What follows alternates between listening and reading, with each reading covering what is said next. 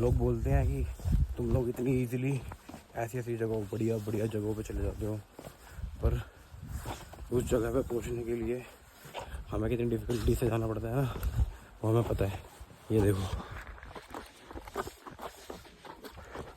3500 stairs हैं, इनको उतर के सिर्फ हम एक ब्रिज देखने जा रहे हैं, और वो भी खड़ी सीढ़ियाँ।